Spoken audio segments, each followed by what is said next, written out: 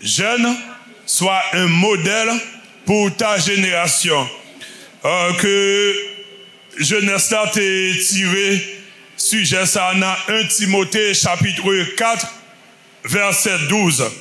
Que personne ne méprise ta jeunesse, mais sois un modèle pour les fidèles en parole, en conduite, en charité, en foi, en pureté. Maintenant, est-ce que jeunesse ta kakembe, yon tel sujet, soit un modèle pour ta génération.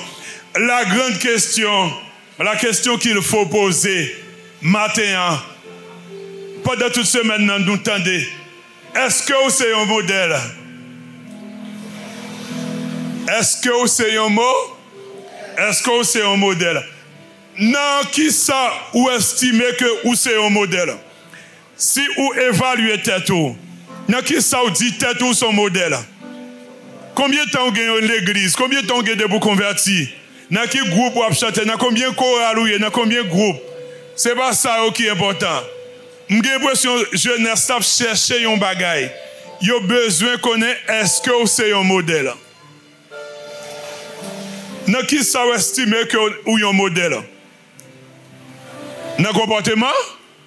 Dans la parole? Dans l'amour? Dans la pureté? Dans la façon d'habiller? Aïe, aïe, aïe, question gros nègre. En théologie du Nouveau Testament, il apprend nous que le Nouveau Testament est divisé en 4 grandes parties. Il y a les évangiles, évangiles selon Matthieu, Marc, Luc, Jean. Il y a les actes des apôtres écrits par Dr. Luc. Il y a les épîtres et l'Apocalypse. L'Apocalypse écrit par Jean. L'Apocalypse de Jean. Les 4 parties du Nouveau Testament. Le prédicateur là, pour le prêcher, où elle a prêché dans l'évangile, les évangiles, depuis la prêché dans l'évangile, il a parlé avec tout le monde.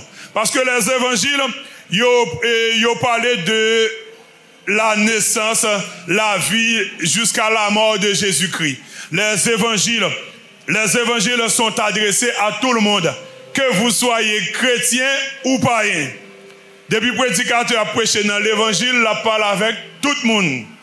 Mais depuis le prédicateur a prêché dans l'épître, ou bien le groupe là, l'église là, yo gen une semaine yo vini avec thème dans épître là yo pas parler avec tout le monde. Est-ce que l'église là yo pas parler avec tout le monde?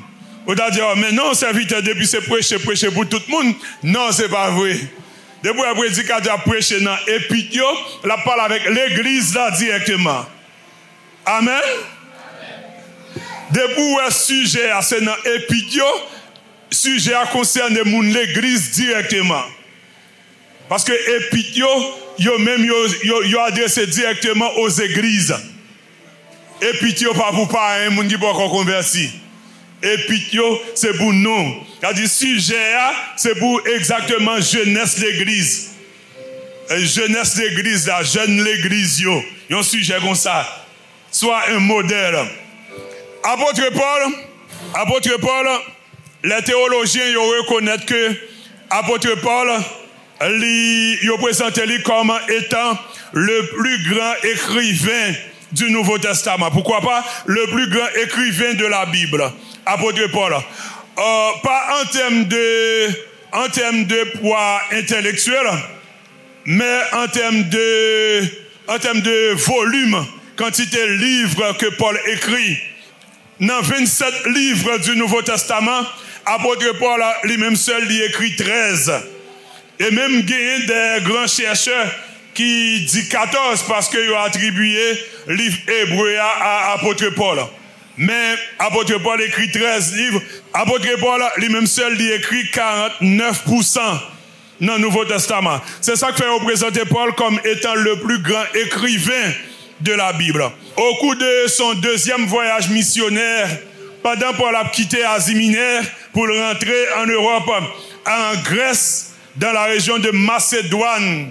Paul t'a rencontré avec Timothée, Paul accompagné de Silas. Paul rencontré avec Timothée, et c'est depuis l'heure ça, Timothée accompagné Paul.